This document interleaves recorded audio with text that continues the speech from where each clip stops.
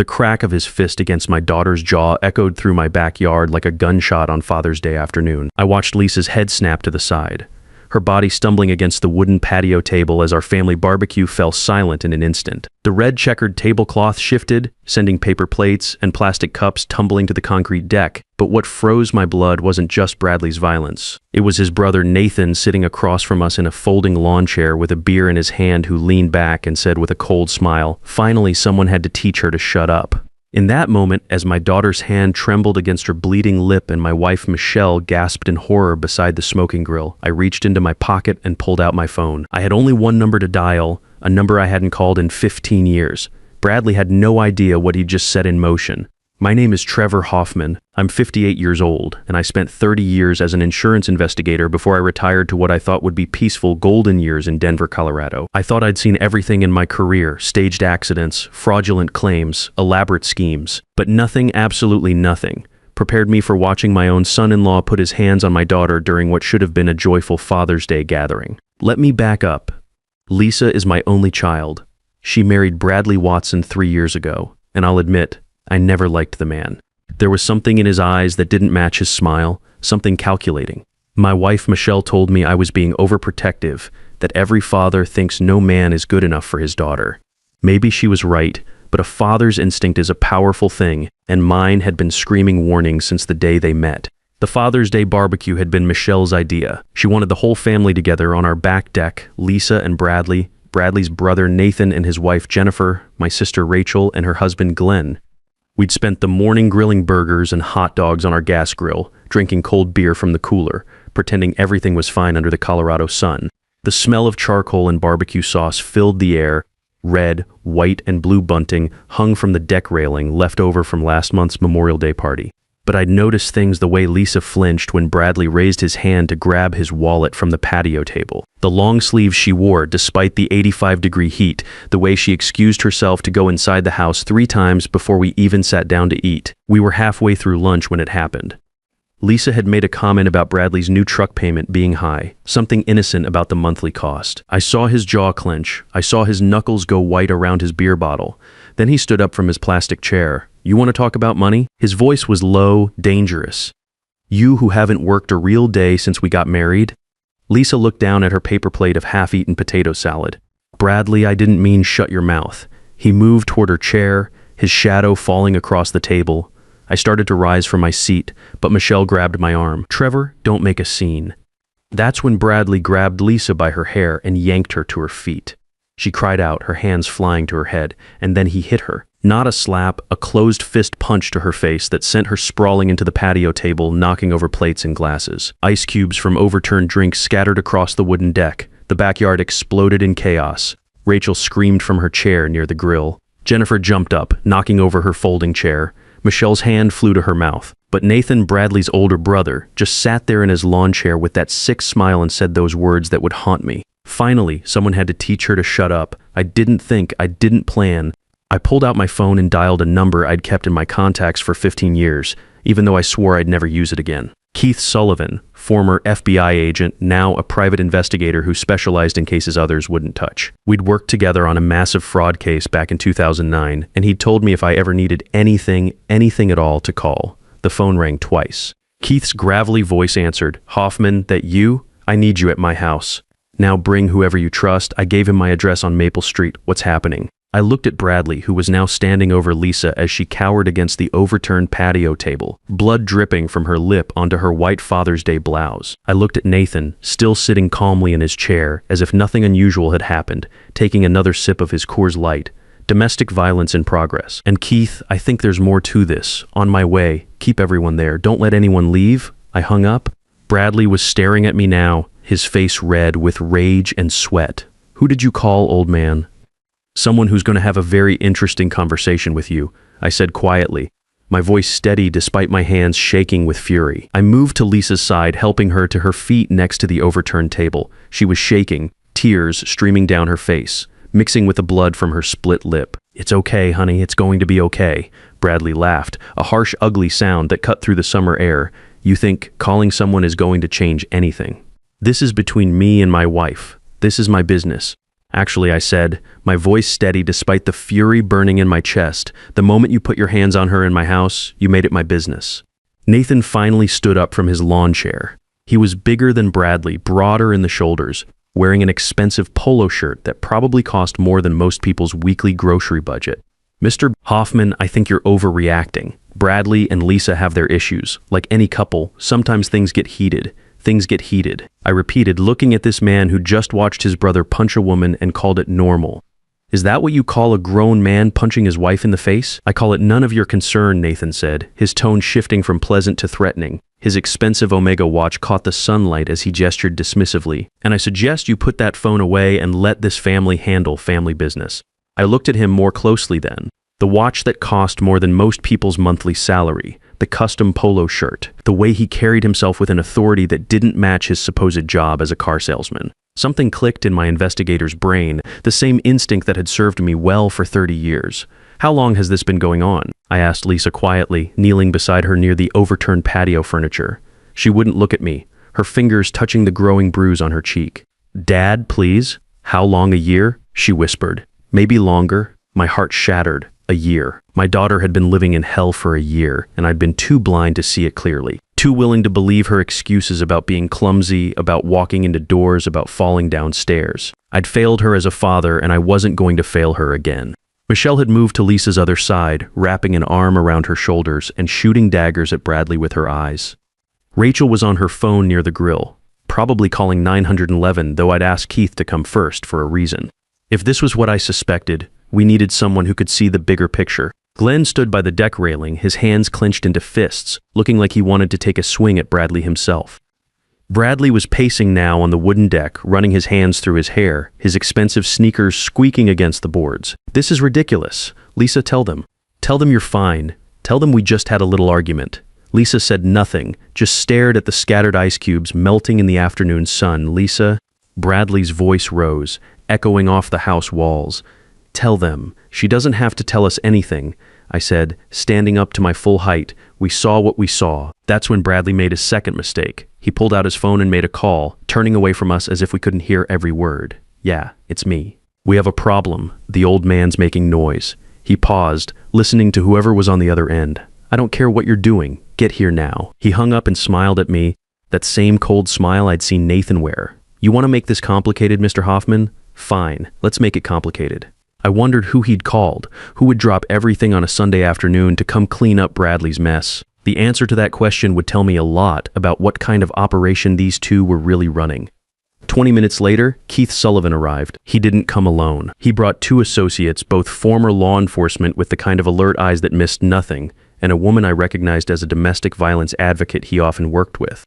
They entered through my sliding patio door from inside the house. Badges already out, moving with the quiet efficiency of people who'd done this hundreds of times before. Bradley's face went pale when he saw the badges. Who the hell are you?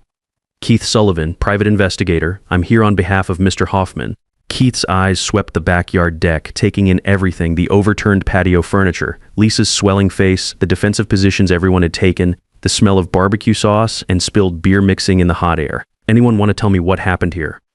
This is a private residence, Nathan said, finally showing some concern. You have no authority here. Actually, I was invited by the homeowner, which gives me every right to be here. Keith turned to Lisa, his voice gentling. Ma'am, are you all right? Do you need medical attention? Lisa looked at me, then at Bradley, who was glaring at her with pure hatred, then back at Keith. I saw the moment she made her decision, the moment she chose truth over fear, safety over silence. He hit me, she said, her voice small but clear in the afternoon air. My husband hit me. Keith nodded, pulling out a small digital recorder. I'm going to need everyone to stay right where they are. I've got officers from Denver PD on their way. He looked directly at Bradley. You put your hands on her? Bradley's jaw clenched. This is between me and my wife. Not anymore. It's not. Keith's voice carried the authority of someone who'd spent decades dealing with men like Bradley. Mr. Hoffman, you witnessed the assault? I did. So did everyone else here. I gestured around the deck where my family stood frozen like actors in a terrible play. Keith turned to Nathan, who was now standing very still by his overturned lawn chair. And you are Bradley's brother, and I'm advising him not to say another word without a lawyer present. Smart, Keith said. But here's the thing. I don't need him to talk. I've got multiple witnesses to assault. That's enough to bring charges. He looked at me with those sharp investigator's eyes. But you said you thought there was more. I nodded, thinking about Nathan's expensive watch, Bradley's new truck, the way they both carried themselves with more confidence than their supposed jobs should provide. Call it 30 years of investigator's instinct. Something's not right here. The money, the behavior, the way these two are connected. I gestured at Bradley and Nathan. I want to know what they're really into. Keith's eyes sharpened. He'd learned to trust my instincts over the years we'd worked together, and I'd learned to trust his ability to act on them. All right, let's start simple. Bradley Watson, what do you do for a living? I'm in financial consulting. Bradley said tightly, sweat beading on his forehead despite the shade from our patio umbrella. What kind of consulting? Various things, investment advice, insurance claims. Keith and I exchanged a look. Insurance claims, there it was. And you, Nathan, car sales? Uh-huh. Keith pulled out his phone and made a quiet call, stepping away toward the corner of the deck. I couldn't hear what he said, but I knew he was running background checks, looking into financials, pulling strings he'd cultivated over decades in law enforcement. The police arrived 10 minutes later, their black and white cruisers pulling up in front of my house with red and blue lights flashing but no sirens. They separated us all, taking statements on my deck and in my living room. A female officer sat with Lisa at my kitchen table, documenting her injuries, photographing the bruising that was already blooming across her cheek and jaw like dark storm clouds. Another officer talked to Bradley on the far side of the deck, who had finally shut up on Nathan's advice. Michelle clung to my arm near the grill, which had long since gone cold.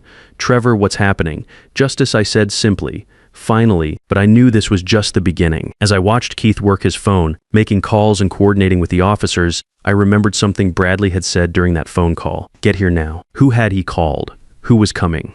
The answer arrived 30 minutes later. A man in an expensive charcoal suit carrying a leather briefcase stepped through my back gate with the look of someone who'd done this too many times before. Even in the heat, his tie was perfectly knotted and his shoes were polished to a mirror shine. I'm Scott Palmer, attorney for Bradley Watson. My client will not be making any further statements. Keith raised an eyebrow from where he stood near the patio table. That was fast, almost like you were on standby. Palmer didn't respond, but I saw the flicker in his eyes. Yeah, this attorney had been waiting for a call. This wasn't his first time cleaning up Bradley's messes, and probably not his last either. The speed of his arrival told me everything I needed to know about how organized this operation really was. The police arrested Bradley on assault charges. They read him his rights, cuffed him with his hands behind his back, and led him through my house to the front door. As he passed Lisa, still sitting at my kitchen table with an ice pack on her face, he hissed, "You're going to regret this." One of the officers immediately added intimidation of a witness to his charges. Nathan started to leave, but Keith blocked his path at the sliding door. I'd stick around if I were you. I've got some questions. Am I being detained? Not yet, but the night's young. After the police cars pulled away from my house with Bradley in the back seat, Keith sat down with me in my study. The room felt cramped with legal books on the shelves and framed certificates on the walls from my insurance investigation days. Michelle was upstairs with Lisa, helping her clean up and pack a bag. There was no way my daughter was going back to that house tonight, or ever, if I had anything to say about it. Talk to me, Trevor, Keith said, settling into the leather chair across from my desk. What's your gut telling you? I leaned back in my chair, thinking through everything I'd observed over the past 3 years. The pieces of a puzzle I'd been trying to ignore were finally starting to fit together. Bradley doesn't work regular hours. He's got expensive tastes, new truck every year, designer clothes, meals at restaurants that cost more than most people's weekly salary. But his supposed consulting job shouldn't cover that lifestyle. Lisa mentioned once that he was helping people with insurance claims. Keith's expression darkened. What kind of help? She didn't know details. He shut her down whenever she asked questions, told her it was too complicated for her to understand. But Keith, I know insurance fraud when I smell it. I've been investigating it for 30 years. And if Bradley's running something, Nathan's in it too. Did you see that watch? That's a $15,000 Omega on a car salesman's salary. Exactly. Keith pulled out his laptop from a black messenger bag. Let me make some calls. I've got a buddy at the insurance fraud division. If these guys are dirty, there'll be whispers in the right circles. While Keith worked his contacts, I went upstairs to check on Lisa. I found her sitting on her childhood bed, holding her old stuffed rabbit, looking about 12 years old instead of 30. The room still had her high school volleyball trophies on the dresser and posters of bands from the early 2000s on the walls. Michelle sat beside her, stroking her hair like she used to do when Lisa was little and had nightmares. "Dad," Lisa said when she saw me in the doorway, "I'm so sorry." I sat down on her other side, the bed creaking under my weight. "Honey, you have nothing to be sorry for. I should have told you. I should have left him the first time her voice broke, the first time my stomach dropped. How many times has this happened?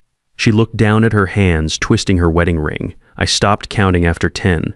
Michelle made a sound like a wounded animal. I was furious but kept my voice gentle. Tell me everything, Lisa. From the beginning, and she did.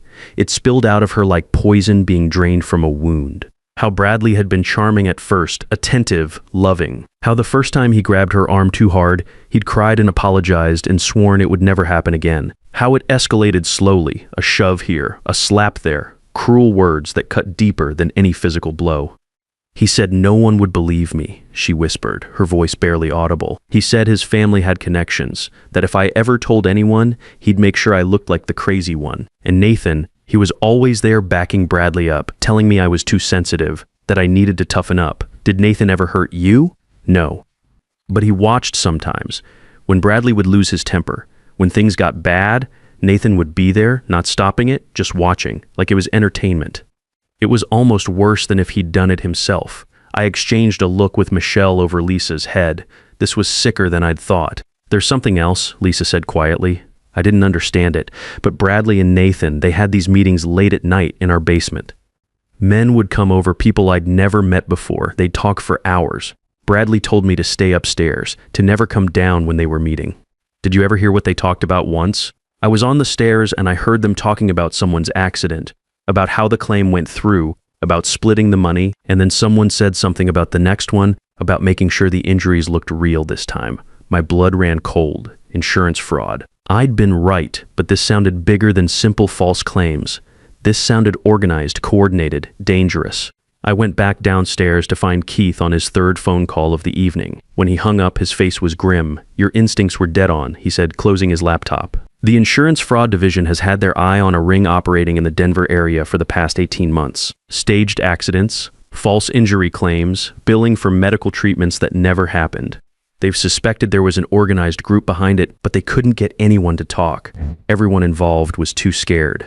Let me guess, Bradley and Nathan Watson are on their radar, right at the top of the list. They've been tracking a pattern of suspicious claims, all linked back to the same medical providers, the same attorneys, the same investigators. And your son-in-law's name keeps popping up as the victim or the coordinator.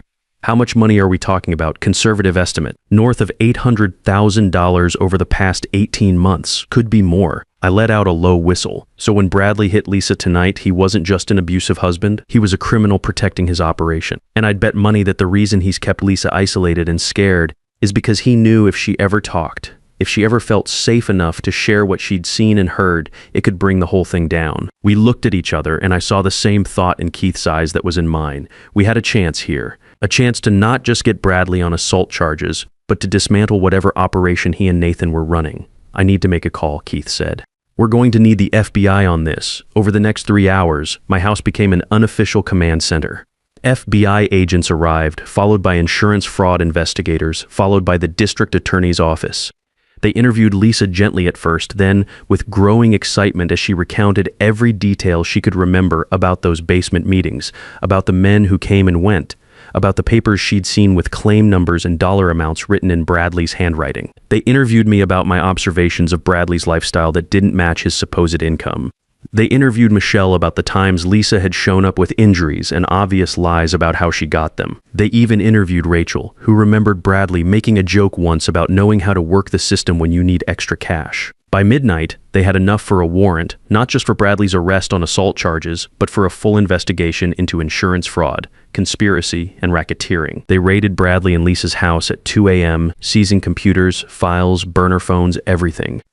They brought Nathan in for questioning at the same time, dragging him out of his bed in handcuffs. Without Bradley there to intimidate her, Nathan's wife Jennifer started talking. She'd been scared too, she said. Scared of what Nathan and Bradley were involved in, scared of what would happen if she said anything. She'd seen the way Bradley treated Lisa and knew that if she spoke up, Nathan might do the same to her. The next day, the investigation exploded. They found evidence of at least 40 fraudulent insurance claims totaling over $800,000.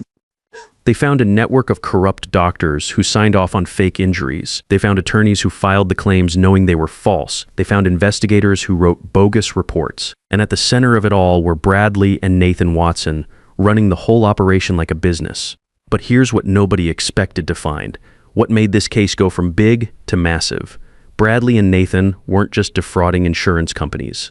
They were also staging actual accidents, recruiting desperate people to deliberately get hurt in car crashes, slip and falls. Workplace incidents paying them a fraction of the claim money while keeping the rest for themselves, and in at least one case, those staged accidents had gone wrong. A man named Carlos Rivera had been permanently disabled when a minor fender bender they'd arranged turned into a serious collision. He'd been told it would be easy money for a simple insurance claim. Instead, he'd lost the use of his legs. When they told me that, I had to sit down in my kitchen chair. My daughter had been married to a man who was essentially running a criminal enterprise that had destroyed someone's life. The thought made me physically ill. The district attorney came to my house personally to talk to Lisa. "Miss Watson," he said, "your testimony is going to be crucial in this case. We need you to be willing to testify about everything you saw and heard, about the meetings, about Bradley's behavior, about the control and intimidation he used to keep you silent. Can you do that?" Lisa looked at me across my dining room table. I took her hand. "It's your choice, honey. No one can make you do this." She was quiet for a long moment, staring out the window at the back deck where this had all started just 24 hours earlier. Then she nodded with determination I hadn't seen in her since she was a teenager. "Yes, I'll testify, because if I don't, he'll do this to someone else. He'll hurt someone else, and I can't live with that." The trial took 6 months to prepare. In that time, Lisa moved back in with me and Michelle. She started therapy. She joined a support group for domestic violence survivors. Slowly, painfully, she began to heal. Bradley and Nathan were held without bail, deemed flight risks given the severity of the charges. Their attorney, Scott Palmer, was also arrested after investigators discovered he'd been laundering money through fake legal settlements. The whole organization was being systematically dismantled, with dozens of arrests across Colorado and Wyoming. I watched Lisa grow stronger with each passing day. The scared, broken woman who'd come home that Father's Day had been replaced by someone fierce, someone determined. When she walked into that courthouse on the first day of the trial, she held her head high. The prosecution laid out their case methodically. Financial records, wiretapped phone calls, testimony from the recruited accident victims, medical evidence from the people who'd been hurt. And then Lisa took the stand. She testified for 4 hours over 2 days. She told them everything about the abuse, about the fear, about the basement meetings and the whispered conversations, about Bradley's threats and Nathan's cold observation, about the night on Father's Day when her father had made one phone call that changed everything.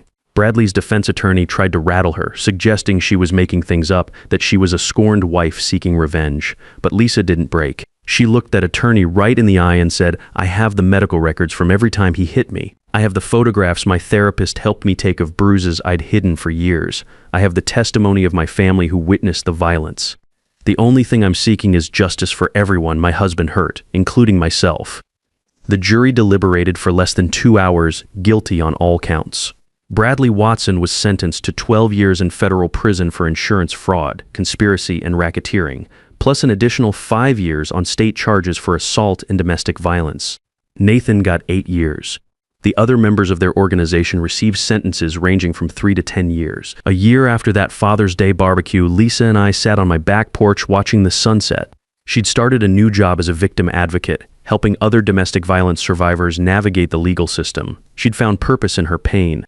"Dad," she said quietly, "I never thanked you properly, for making that call, for believing me, for not giving up." I put my arm around her shoulders. "Honey, I failed you for a year by not seeing what was happening. That phone call was the least I could do." "You didn't fail me," she said firmly. "You saved me when it mattered most. You didn't hesitate. You acted. That one phone call hadn't fixed everything. It hadn't erased the pain or the trauma, but it had been the first step on a long road to justice, and sometimes that's all it takes. One person willing to make the call, one person refusing to look away, one person saying, 'No more, I'm Trevor Hoffman. I'm 58 years old.' And that Father's Day, when I watched my son-in-law hit my daughter and his brother smile, I made a choice. I chose action over silence. I chose my daughter's safety over keeping the peace. I chose justice, and I'd make that same choice again in a heartbeat. Because sometimes the best way to protect your family isn't to keep the peace. It's to be willing to break it when someone crosses the line. That's what fathers do. That's what decent people do. When you see evil, when you see someone hurting someone you love, you don't turn away. You don't make excuses. You act.